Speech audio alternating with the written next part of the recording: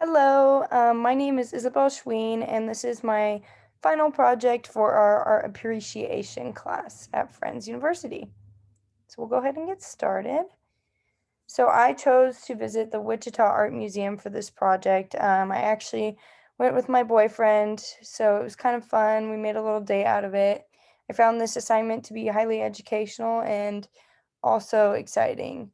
You know, it really made me appreciate artwork more because I feel like a lot of times when you're looking at artwork through a screen, the whole experience kind of gets lost. When you're looking at pictures or whether they're online or in a textbook, it's a lot different than when you're seeing it firsthand because I feel like in person you kind of undergo a completely different sensation where it's like shocking because you're seeing this real piece of artwork that the artist actually touched. It's their original work right in front of you. So it really kind of changed my perspective in that way. And then, so when you first walk into the museum, there's like this beautiful, almost chandelier type thing hanging in the entranceway. So I was definitely surprised to find that the museum houses additional collections of glasswork that are on display. So typically, I feel like glasswork is kind of overlooked and not seen as artwork. It's more on the decoration side, because that's what people use it for. But so I thought it was really beautiful to see that the museum appreciated it and was showing it as artwork. Um, you often see glass bowls and other types of dishware in people's homes, and it's kind of overlooked, you know. So we'll go ahead and look at one of those collections.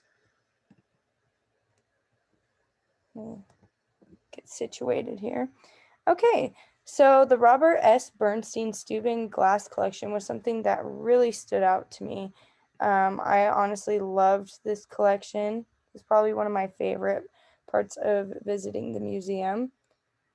So it's housed in a separate room from the other exhibits, and basically this collection consists of glass cases displaying Dr. Bernstein's work, which primarily consisted of candlesticks, vases, drinkware, and bowls. After reading the information card that I have pictured right here, you can go ahead and look at that. I learned that Dr. Bernstein was heavily influenced by American glass of the 19th and 20th centuries because artists primarily focused on hand making quality pieces.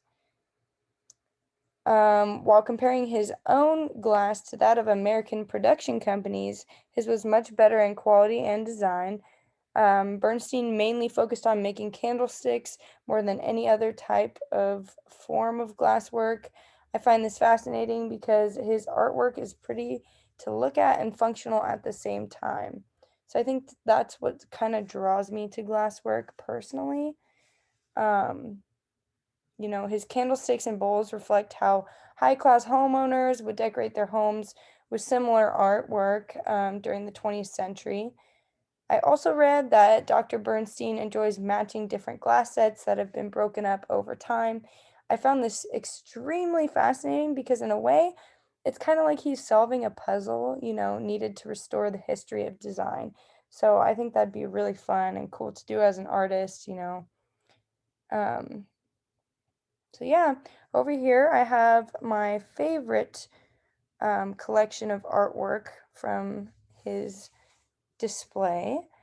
So I took a picture of that. I enjoy how the candlesticks over here match the bowl and the surrounding pieces of work in the case. The whole composition of the exhibit was something that I noticed while viewing the collection because everything was separated by color and also by matching sets. The value of the color pink used by Bernstein ranges from light to dark in this photo. So you can see in the bowl, it's a lot lighter of a pink. And, oh, sorry. And that's mainly because of the small lines that are the color pink instead of like a large, thick line. They're very small, which makes the value a lot lighter.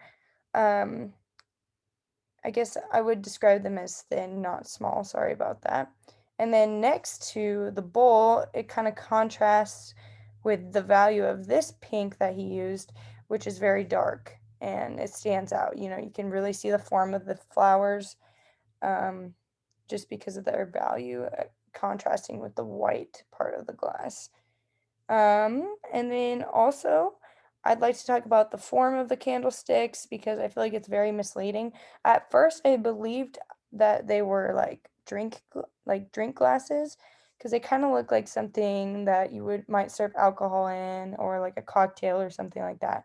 So I actually didn't notice that they were candlesticks until I like got home and started writing my paper and I was reading, you know, the information card and I was like, "Oh my gosh, they're not glasses, they're candlesticks." So I thought that was really funny. You know, overall, I really enjoyed this collection of work because my neighbor is actually a glass blower, and so every Christmas he will gift us like a glass ornament. And you know, I actually got to go and do a workshop with him once where he taught me how to make a paperweight out of glass, and I got to do the whole thing, you know, be a part of the process. So I really thought that this was cool. Alrighty. So the next thing we're going to talk about is the International Block Print Renaissance and learning from the Japanese. So I learned that by the 1960s, Japanese prints started to be displayed at art shows worldwide. Soon after, they became popular in Europe and America because they were so different from Western style prints. So, this is something I really want to talk about. Japanese prints provided a fresh view of everyday life, while Western prints were more traditional. You know, they focused on portraying subjects like education and history. So, a few of the elements of design that stick out from this period of prints are layered patterns, diagonal lines, and a bird's eye view that a lot of people included in their prints. So the difference in subject and style between Japanese and Western prints can be seen when viewing Uruguaya's Kunisada's colorful print of a man getting ready to smash a spider who has happened onto his table. And then in the museum, this was actually right next to Albrecht Dürer's The Man of Sorrows Mocked by a Soldier, which is more of a Western style print, so you could kind of compare the two in the actual museum. So I have Kunisada's print right here. It's pictured right here. So we're going to go ahead and talk about this. While viewing it, I was definitely able to relate to it because I have a really bad fear of spiders. I've actually struggled with arachnophobia for most of my life to the point where I needed to go get therapy to help me get over my fear. And so, to me, this printed image represents kind of overcoming my fears and being able to handle my encounters with spiders in like a calm and collected way, which sounds kind of funny, but you know, it's really something that has had a big impact on my life because they're everywhere. Well, besides the content, I also examined the artist's use of diagonal lines, shape, and color. So you can see diagonal lines and rectangular shapes that are used to create kind of a three-dimensional illusion of space. You know, when we look at this room right here, you can see that the floor has diagonal lines in it, and then there's also like rectangular shapes used to make the background and foreground, and it gives this illusion of a room that the subject is sitting in. So this is one of the characteristics of Japanese prints during the International Block Print Renaissance. Um, Also, the color used in the print contrasts with the lack of color in Durer's print that I talked about before, the Western style print. So this color kind of, like I said, represents the Japanese prints because it's vibrant, you know, bringing a new look to life, new style, lots of colors, you know, lots of things going on. And then the last work of art that I'm going to examine really stood out to me. It was Albert Bloch's factory chimney. So Albert Bloch, I believe it's Bloch, was the only American artist affiliated with the innovative group named, I'm gonna butcher this, Der Blue Reader, which actually stands for the Blue Rider. This group consisted of artists working in Munich, Germany from 1911 to 1914. So they were a really big deal, and it was cool that he worked with them. This piece of work interested me because Bloch paints in an abstract style while still utilizing shapes and color to maintain a sense of place at the same time. So as you can see, rounded forms represent elements of the landscape, such as hills and large trees. Right here, they're kind of like softened in the background, but we can still tell that these are hills or meant to portray hills, and that these are meant to portray trees, and these are similar, in the sense that they are buildings. And even though there's not a ton of detail and it's kind of just, strictly colors without a ton of fine lines and stuff like that, we still know what they are. Yeah, so there are even a few buildings, like I said, that kind of depict a modern industrial setting. The style and subject matter of this painting reminded me of Vincent van Gogh's Starry Night. Both works of art feature different landscapes that consist of blurred buildings, hills, and the sky.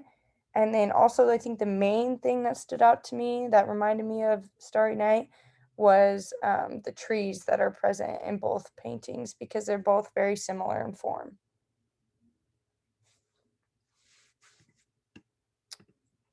Yeah, so those are my three works of art from, looking at a different period or movement of art. Overall, I found that this experience really helped me to gain a new appreciation for art. Like I said, my boyfriend came with me. We actually went to the visitation center, I believe is what it's called, where like they have an area for kids to go make art and like draw.